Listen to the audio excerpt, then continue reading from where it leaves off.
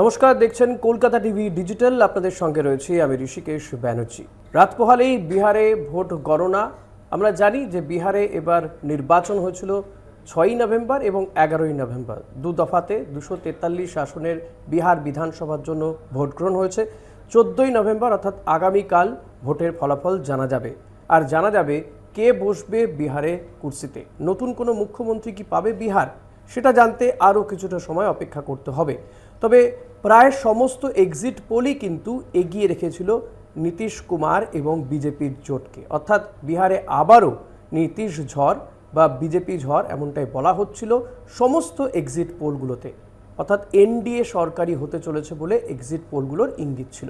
কিন্তু এমন অন্তত 5টা এক্সিট পোল রয়েছে যেখানে বলা হচ্ছে যে না, বিহারে মহাগঠবন্ধনই সরকার গঠন করতে চলেছে এবং সিঙ্গল লার্জেস্ট পার্টি হিসেবে উঠে আসবে তেজস্বী যাদবের আরজেডি।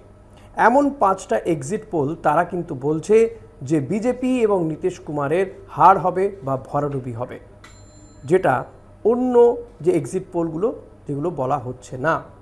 আরজেডি নেতা তেজস্বী যাদব তিনিও যথেষ্ট কনফিডেন্ট যে তারাই এবার সরকার করবেন। কি বলছে এই 5টি যে এক্সিট পোল, তারা কারা, তাদের কি বক্তব্য, সেটাই আপনাদেরকে এবার জানাবো। প্রথমেই আসি ডিবি লাইভ।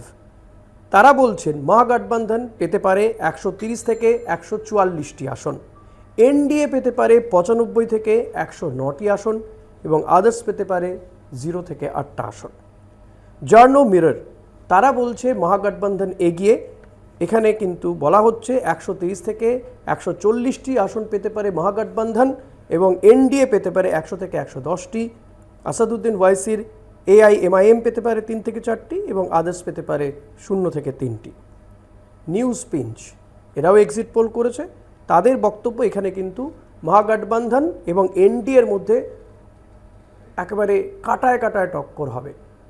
এখানে যদি 5% ভোট এদিক ওদিক হয়ে যায় তাহলে যে কেউ জিততে পারে, যদিও তাদের এক্সিট পোলও কিন্তু এগিয়ে রাখছে মহাগঠবন্ধনকে। এখানে কটা পাচ্ছে মহাগঠবন্ধন? 121টা আসন পাচ্ছে, এনডিএ পাচ্ছে 119টা, আদার্স পাচ্ছে 3 থেকে 5টা। অর্থাৎ এরা কিন্তু দেখা যাচ্ছে এদের যে এক্সিট পোল তাতে কিন্তু কেউই সরকার গঠন করার জায়গায় যেতে পারছে না। যে ম্যাজিক ফিগার যে রয়েছে 122টা, সেটা কিন্তু কেউই পাবে না এদের অন্তত যে এক্সিট পোল তা থেকে। এবং এদের এক্সিট পোলই কিন্তু দেখাচ্ছে যে আরজেডি তারা কিন্তু সিঙ্গল লার্জেস্ট পার্টি হতে চলেছে। 89 থেকে 97টা আসন পেতে পারে তেজস্বী যাদবের আরজেডি। দ্বিতীয় স্থানে থাকতে পারে বিজেপি, 85 থেকে 93টা আসন তারা পেতে পারে এবং তৃতীয় স্থানে থাকবে জেডিইউ, 25 থেকে 31টা আসন তারা পেতে পারে। অ্যাক্সিস মাই ইন্ডিয়া তারা কি বলছে? তারাও কিন্তু এখানে দেখা যাচ্ছে মহাগঠবন্ধনকেই তারা এই জায়গাতে এগিয়ে রাখতে চাইছে। তবে তারাও কিন্তু বলছে যে এখানেও কিন্তু কাটায় কাটায় লড়াই হবে। তারা মহাগঠবন্ধনকে এই জায়গাতে দেখা যাচ্ছে যে 121 থেকে 141টি এবং এনডিএকে 98 থেকে 118টি আসনে এগিয়ে রাখছে, আদার্সকে তারা দিচ্ছে 0 থেকে 2টো আসন। ফলত এই এক্সিট পোলগুলোতে দেখা যাচ্ছে যে মহাগঠবন্ধন তারা বিহারে সরকার গঠন করতে চলেছে।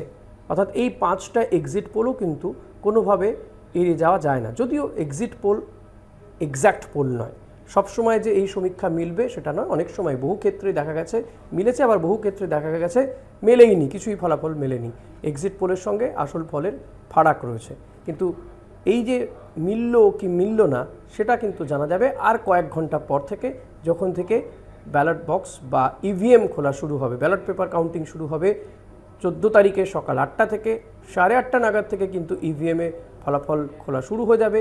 ইভিএমে কার পক্ষে কতগুলো ভোট পড়েছে সেটা জানা যাবে এবং আগামীকাল বিকেলের মধ্যে ছবিটা পরিষ্কার হয়ে যাবে যে বিহারে এবার কারা গড়ছে সরকার।